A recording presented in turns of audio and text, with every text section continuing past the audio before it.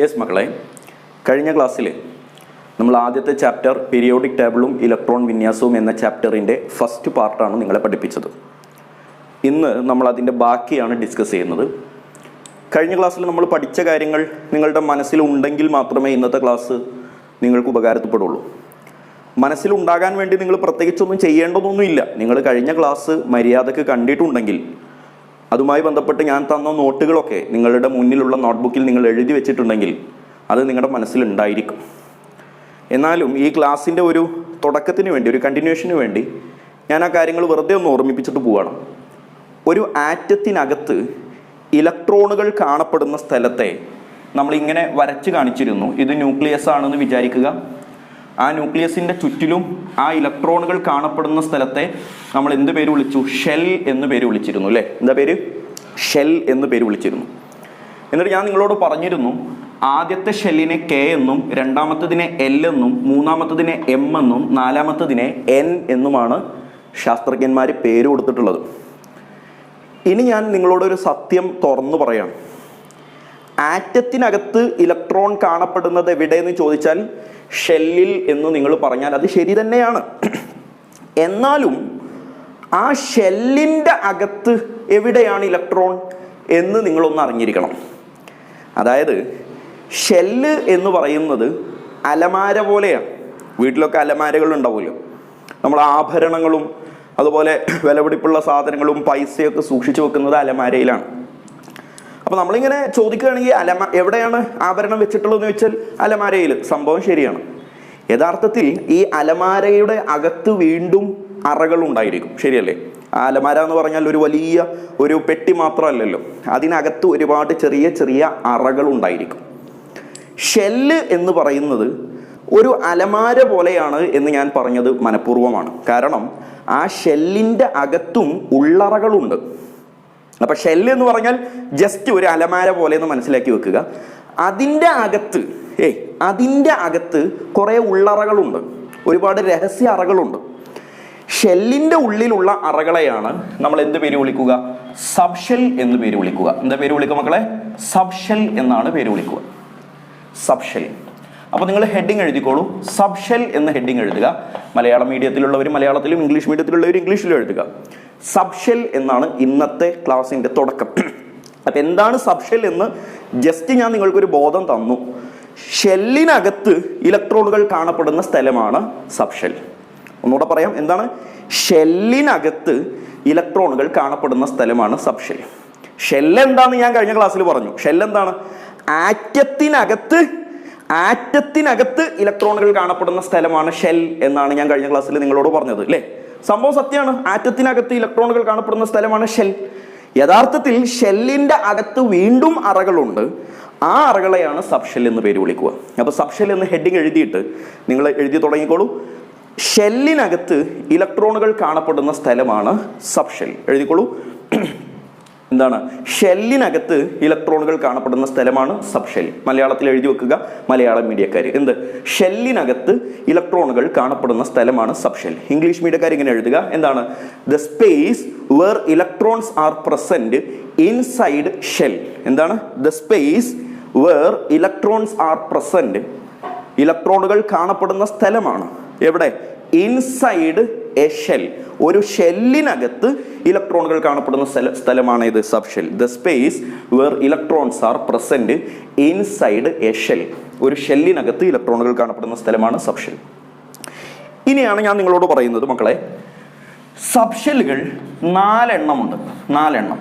ഇത് ശ്രദ്ധിച്ചു കണ്ടോ? സബ്ഷെല്ലുകൾ 4 എണ്ണം ഉണ്ട്. അതായത് അലമാരയുടെ അകത്തുള്ള ഉള്ളറകളെയാണ് നമ്മൾ ചർച്ച ചെയ്യുന്നത്. ആ ഉള്ളറകൾ 4 എണ്ണം ഉണ്ട്. 4 വിധത്തിലുള്ള അറകളുണ്ട്.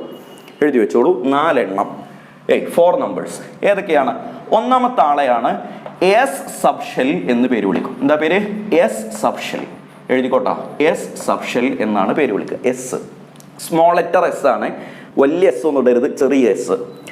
രണ്ടാമത്തെ സബ്ഷെല്ലാണ് പി സബ്ഷെൽ എന്നാണ് പേര് വിളിക്കുക. എന്താണ്? പി സ്മോൾ ലെറ്റർ പി ആണ്. മൂന്നാമത്തതാണ് ഡി സബ്ഷെൽ ആൻഡ് നാലാമത്തതാണ് എഫ് സബ്ഷെൽ. ഇത് നിങ്ങൾ പഠിക്കണം. ഈ 4 ആളുകളുടെ പേര് ഓർത്ത് വെച്ചോ. ആരൊക്കെയാണ്? എസ് ഉണ്ട്, പറ. പി ഉണ്ട്, ഡി ഉണ്ട്, എഫ് ഉണ്ട്. കാണാൻ പഠിച്ചു വെച്ചോ. SPDF ഒറ്റയടിക്ക് പറഞ്ഞാൽ എങ്ങനെ ഉണ്ടാകും? SPDF, SPDF ഈ 4 എണ്ണമാണ് സബ്ഷെല്ലുകൾ. SPDF പഠിച്ചോ.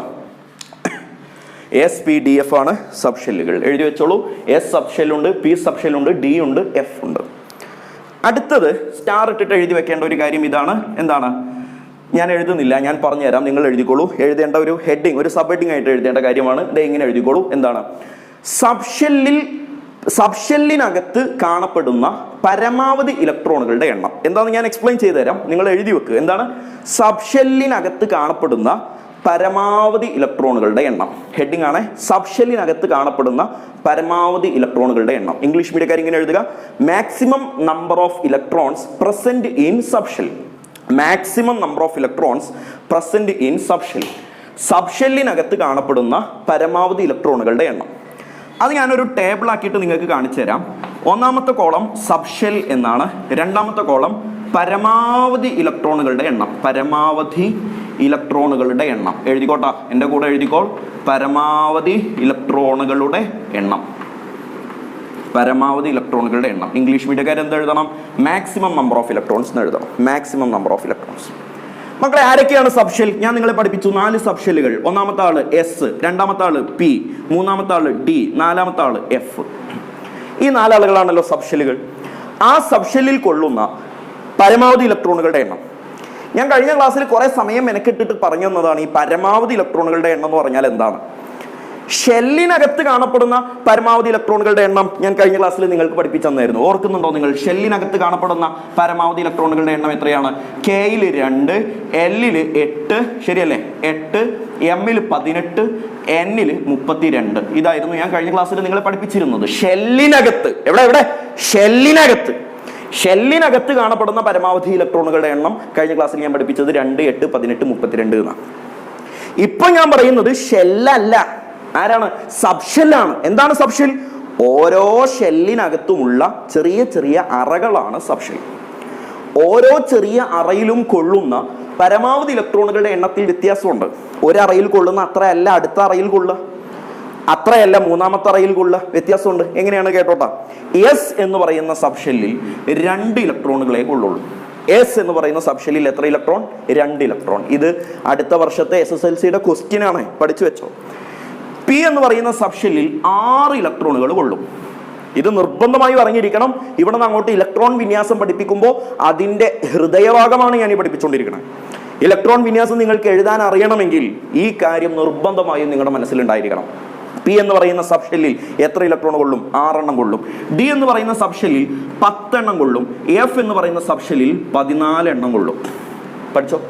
ഏതൊക്കെയാണ്? Sൽ 2, Pയിൽ 6, Dയിൽ 10, Fൽ 14. 2, 6, 10, 14. ഇത് പഠിക്കാൻ അത്ര ബുദ്ധിമുട്ടുള്ള കാര്യമൊന്നുമല്ല. ഓർക്കാനൊരു എളുപ്പവഴിയുണ്ട്. എന്താ അറിയോ? നിങ്ങൾ ഇതുമായി ബന്ധമില്ല കേട്ടോ, നിങ്ങൾ ഒന്ന് ഓർത്ത് വെച്ചാൽ മതി. ഇത് ഞാൻ ഓർക്കാനുള്ള എളുപ്പവഴി പറഞ്ഞുതരാണ്. നിങ്ങളോട് ഞാൻ ഒറ്റ സംഖ്യകൾ ഏതൊക്കെയാന്ന് ചോദിച്ചാൽ നിങ്ങൾക്ക് പറയാൻ കിട്ടുമല്ലോ. ഒറ്റ സംഖ്യകൾ, ഓഡ് നമ്പേഴ്സ് എന്നാണല്ലോ നമ്മൾ ഒറ്റ സംഖ്യകൾ എന്നുള്ളതിന്റെ ഇംഗ്ലീഷ് പറയാം.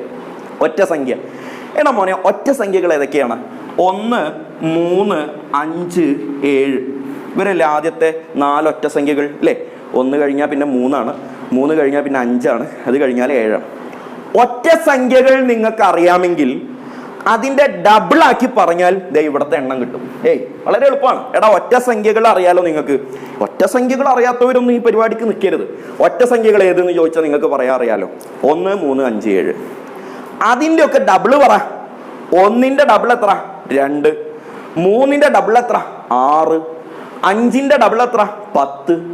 7ന്റെ ഡബിൾ എത്ര? 14. കിട്ടിയോ? 1ന്റെ ഡബിൾ 2, ഇവിടെ 2. 3ന്റെ ഡബിൾ 6. 5ന്റെ ഡബിൾ 10. 7ന്റെ ഡബിൾ 14. കണ്ട, ഒറ്റ സംഖ്യകളുടെ ഡബിളാണ് ഇവിടെ വരുന്ന എണ്ണം എന്നുള്ളത് ഓർക്കാൻ വേണ്ടി പറഞ്ഞതാണ്. അല്ലാതെ ഇത് ഒറ്റ സംഖ്യയായിട്ട് ഒരു ബന്ധവും ഇല്ല കേട്ടോ. നിങ്ങൾ ഓർത്തിരിക്കാൻ വേണ്ടി ഞാനൊരു ഐഡിയ പറഞ്ഞു തന്നതാണ്. 2, 6, 10, 14 എന്ന് ഓർക്കാൻ ഒറ്റ സംഖ്യകളുടെ ഡബിളാണ് എന്ന് ഓർത്ത് വെക്കുക. ഒറ്റ സംഖ്യകൾ അറിയണേ, എന്നാലേ ഡബിൾ നോക്കിയിട്ട് കാര്യമുള്ളൂ. 2, 6, 10, 14 കിട്ടിയല്ലോ. അപ്പൊ ആദ്യം നമ്മൾ സബ്ഷെൽ എന്താന്ന് പഠിച്ചു. ആറ്റത്തിനകത്തുള്ള ഷെല്ലിന്റെ ഉള്ളിൽ ഇലക്ട്രോണുകൾ കാണപ്പെടുന്ന സ്ഥലമാണ് നമ്മൾ എന്ത് പേര് വിളിച്ചത് മക്കളെ? സബ്ഷെൽ എന്ന് പേര് വിളിച്ചത്. ആ സബ്ഷെല്ലുകൾ 4 എണ്ണം ഉണ്ട്. 1 S, 2 P, 3 D, 4 F. ഈ 4 എണ്ണത്തിലും കൊള്ളുന്ന പരമാവധി ഇലക്ട്രോണുകളുടെ എണ്ണം. എന്താണ് പരമാവധി ഇലക്ട്രോണുകളുടെ എണ്ണം എന്ന് പറഞ്ഞാൽ അത്രയും ഇലക്ട്രോണുകൾക്ക് അവിടെ നിൽക്കാനുള്ള സ്ഥലം ഉണ്ട് എന്ന്. ശരിയല്ലേ? അപ്പൊ ഞാൻ ചോദിക്കാണ്, ഡി എന്ന് പറയുന്ന ഓർബിറ്റൽ, ഡി എന്ന് പറയുന്ന ഓർബിറ്റലിൽ എത്ര ഇലക്ട്രോൺ കൊള്ളും? എത്ര ഇലക്ട്രോൺ കൊള്ളും എന്നാ ചോദിച്ച്, എത്ര ഇലക്ട്രോൺ ഉണ്ട് എന്നല്ല, എത്ര ഇലക്ട്രോൺ കൊള്ളും? അപ്പൊ അതിനുള്ള ഉത്തരമാണ് 10 ഇലക്ട്രോൺ വരെ കൊള്ളാം. ഞാൻ നേരത്തെ എഴുതി തന്നു, ടേബിളാക്കി തന്നു അല്ലേ? എത്ര ഇലക്ട്രോൺ കൊള്ളാം? 10 ഇലക്ട്രോൺ വരെ കൊള്ളാം. പഠിച്ചോ? അപ്പൊ അങ്ങനെ എസ്സിൽ 2, പിയിൽ 6, ഡിയിൽ 10, എഫിൽ 14 ഓർത്തു വെച്ചു. ഇനി സബ്ഷെല്ലിനെ കുറിച്ച് ടെക്സ്റ്റ് ബുക്കിൽ പറഞ്ഞിട്ടുള്ള ഒരു കാര്യം കൂടി നമുക്ക് പഠിക്കണം. ഹെഡിങ് എഴുതിക്കോളൂ, സബ്ഷെല്ലുകളുടെ ഘടന. സബ്ഷെല്ലുകളുടെ ഘടന. ഹെഡിങ് എഴുതിക്കോളൂ, സബ്ഷെല്ലുകളുടെ ഘടന. Structure of subshell. ഇംഗ്ലീഷ് മീഡിയക്കാർ എഴുതുക, സ്ട്രക്ചർ ഓഫ് സബ്ഷെൽ. സബ്ഷെല്ലുകളുടെ ഘടനയാണ് പഠിപ്പിക്കാൻ പോകുന്നത്.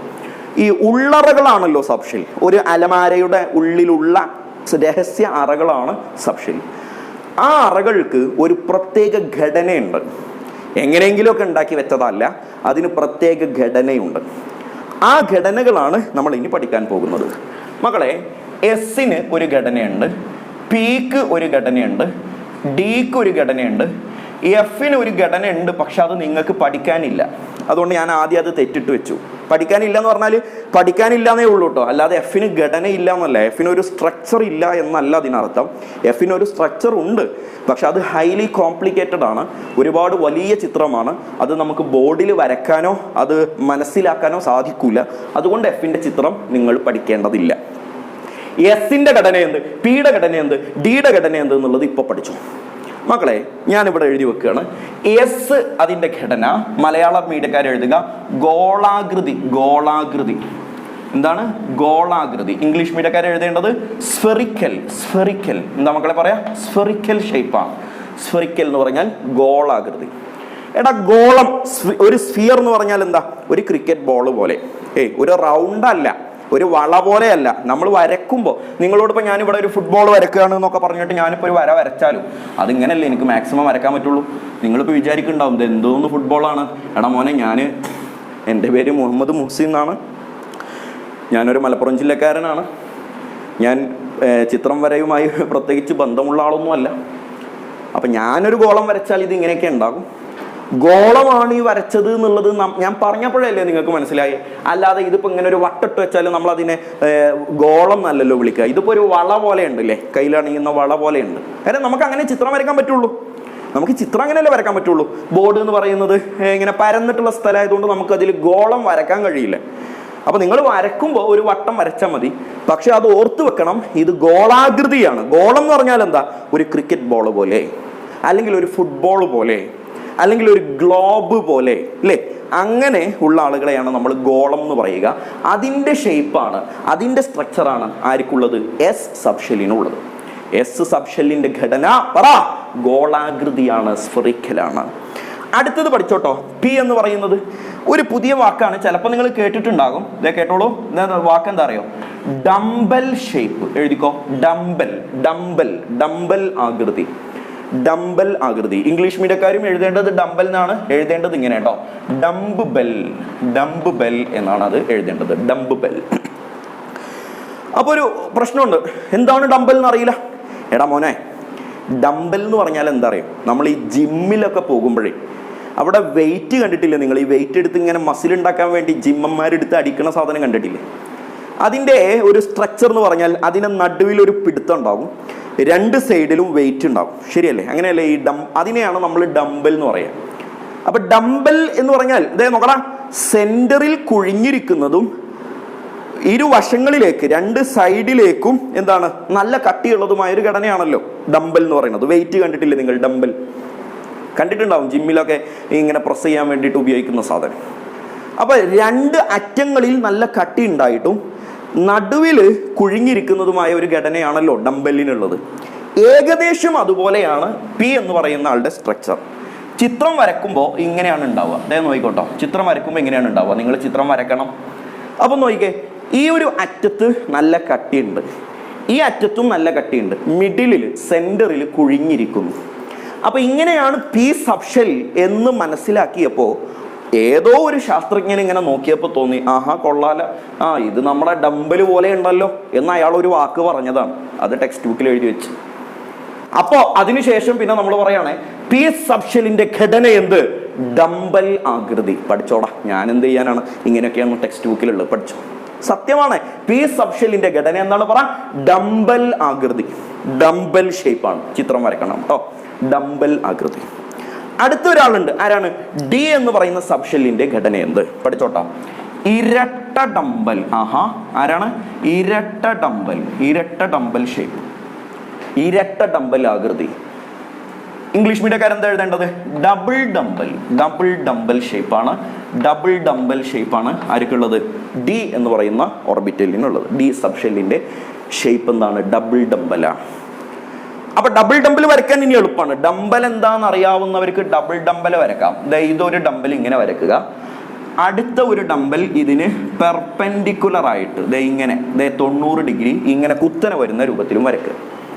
കാണുമ്പോൾ ഇപ്പോൾ നിങ്ങൾക്കിത് നിങ്ങൾ പഠിച്ചു വരുന്നുണ്ട് എന്നുള്ളത് നിങ്ങൾക്ക് മനസ്സിലാക്കാനുള്ള നല്ല വഴിയാണ് കേട്ടോ ഇത്.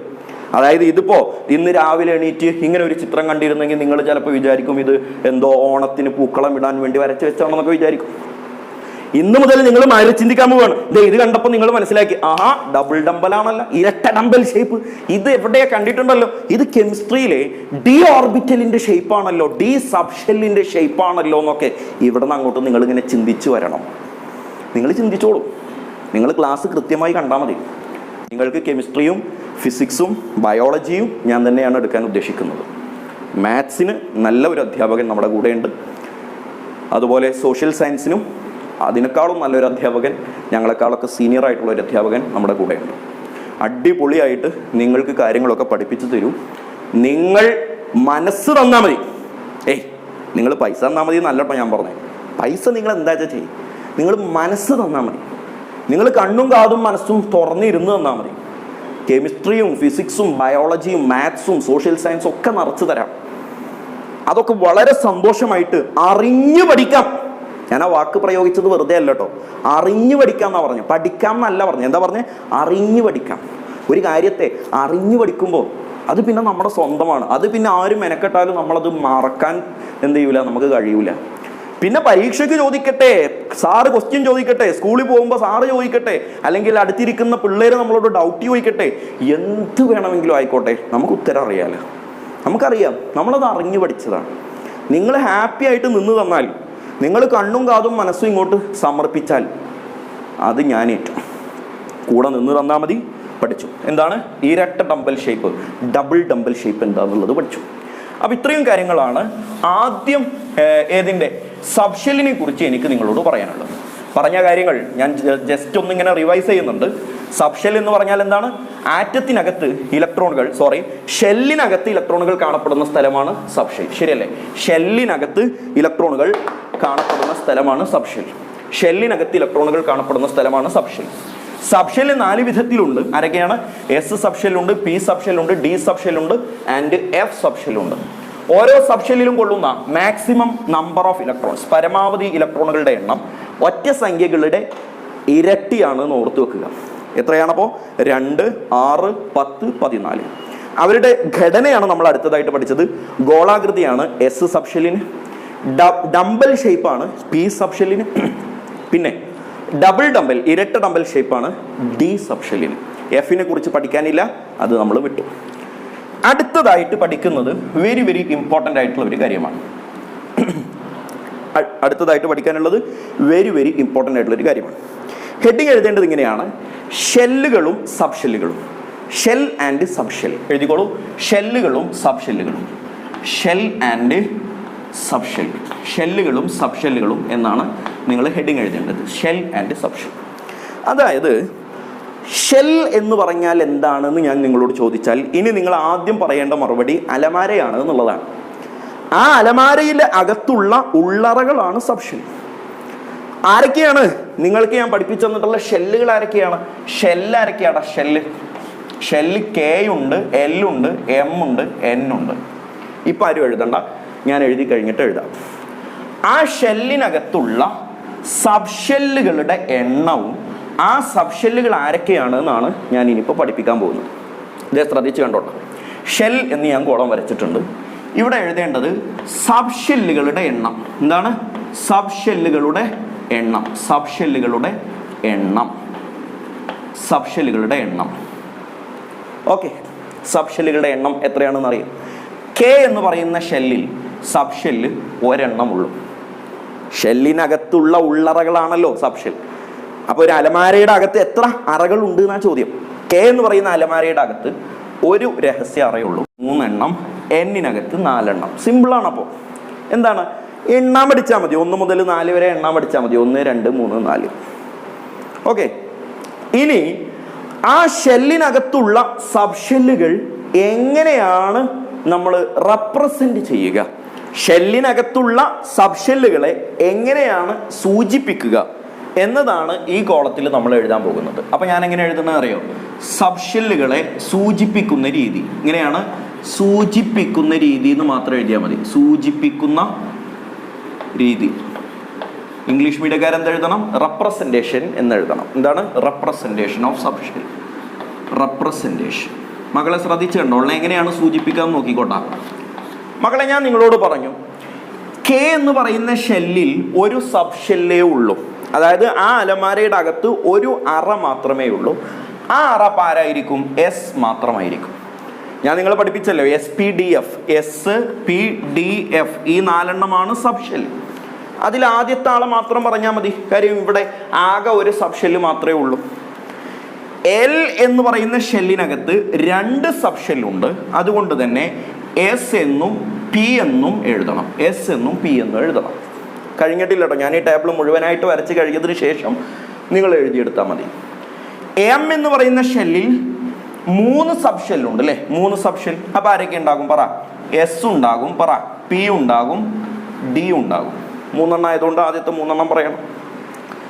എൻ എന്ന് പറയുന്ന ഷെല്ലിൽ 4 സബ്ഷെല്ലുണ്ട്. അവിടെ എസ് ഉണ്ട്, പി ഉണ്ട്, ഡി ഉണ്ട്, എഫും ഉണ്ട്. അപ്പോൾ ഷെല്ലിനകത്തുള്ള ഉള്ളറകളാണ് സബ്ഷെല്ലുകൾ. ഓരോ ഷെല്ലിനകത്തും എത്ര അറകളുണ്ട് എന്നാണ് ഞാൻ ഈ ടേബിളിൽ തന്നിരിക്കുന്നത്. കെ ഷെല്ലിനകത്ത് ഒരു അറയുള്ളൂ, അത് എസ് ആണ്. എൽ ഷെല്ലിനകത്ത് 2 അറയുണ്ട്, എസും പിയും. എം ഷെല്ലിനകത്ത് 3 അറയുണ്ട്, എസ് പി ഡി. എൻ ഷെല്ലിനകത്ത് 4 അറയുണ്ട്, എസ് പി ഡി എഫ്.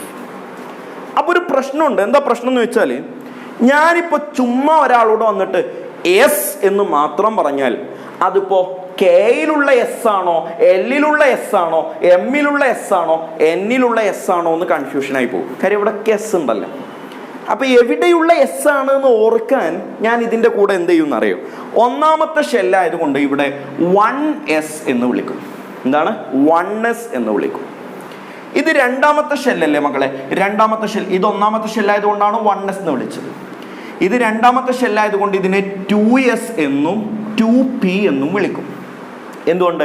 എസ്സുകൾക്കിടയിലും പികൾക്കിടയിലും ഒന്നും കൺഫ്യൂഷൻ ഉണ്ടാവാൻ പാടില്ല. അപ്പൊ ഇനി ഒരാൾ വന്നിട്ട് പി എന്ന് മാത്രം പറഞ്ഞാൽ നമുക്ക് കൺഫ്യൂഷൻ വരും.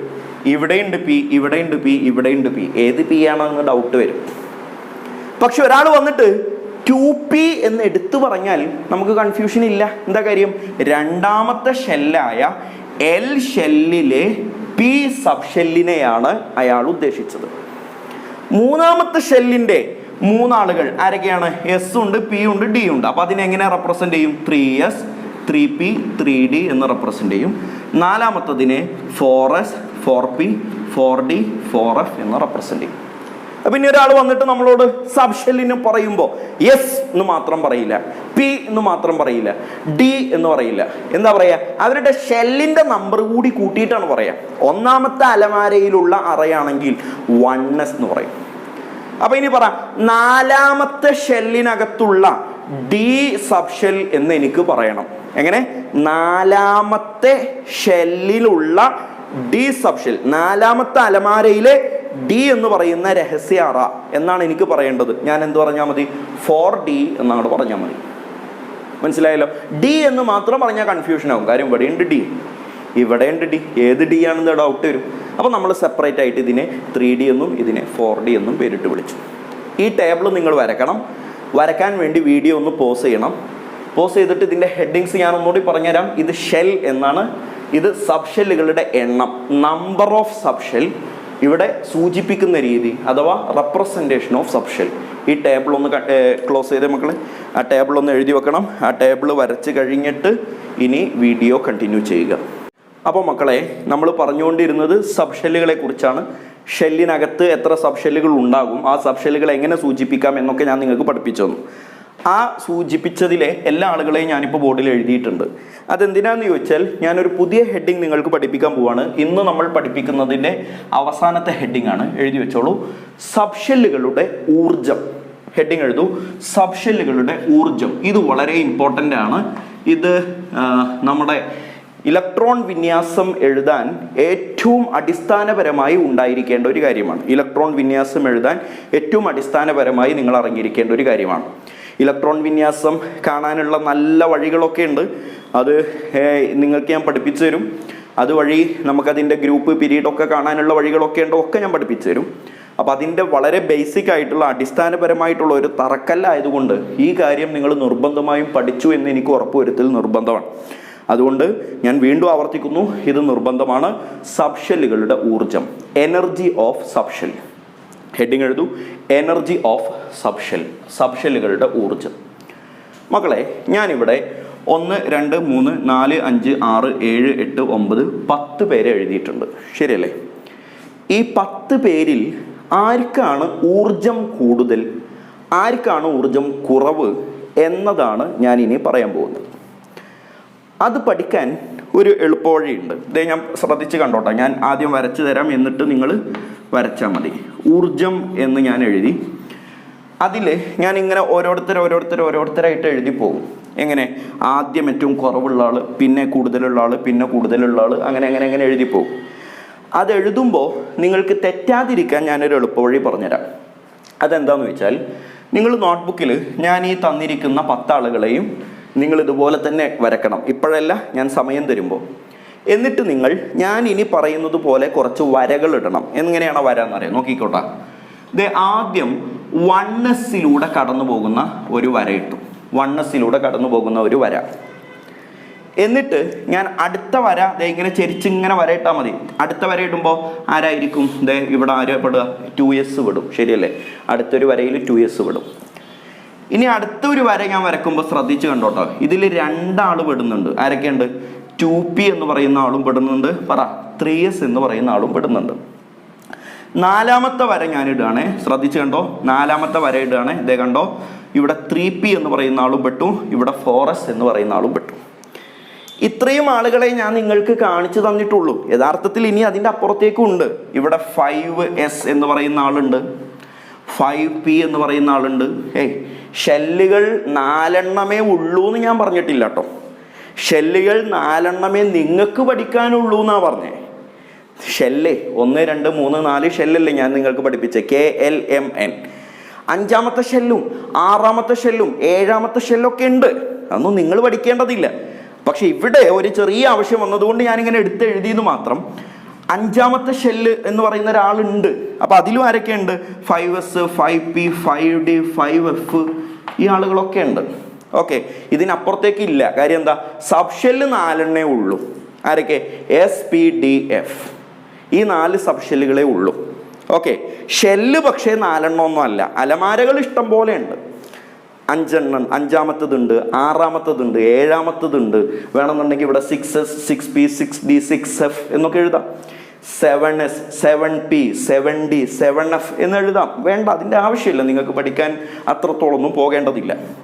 എന്തിനാണ് ഞാനിപ്പോൾ ഈ 5ൻ്റെ ഇവിടെ എഴുതിയതെന്ന് ചോദിച്ചാൽ, ഞാനിനി 5ാമത്തെ വര ഇവിടെ ഇടുന്നുണ്ട്. നോക്കിക്കോട്ടെ, ആ 5ാമത്തെ വര 3 ആളുകളിലൂടെ കടന്നു പോകും. നോക്കിക്കോ, 3d 4p 5s എത്തും. അപ്പോൾ ഞാൻ ആ വര ഇങ്ങനെ നീട്ടി വരക്കുകയാണ്. ഇതേ ഇങ്ങനെ. അപ്പോൾ ആരൊക്കെ പെട്ടു? 3d ഉണ്ട്, 4p ഉണ്ട്, 5s ഉണ്ട്. ശരിയല്ലേ? ഇനിയും നമ്മളിങ്ങനെ വരക്കുകയാണെങ്കിൽ ഇവിടെയുള്ള ആളുകളൊക്കെ നമ്മളിങ്ങനെ ചേർത്ത് കൊടുക്കേണ്ടി വരും. അതുകൊണ്ട് തൽക്കാലം ഈ വര നമ്മളിവിടെ അവസാനിപ്പിക്കുകയാണ്.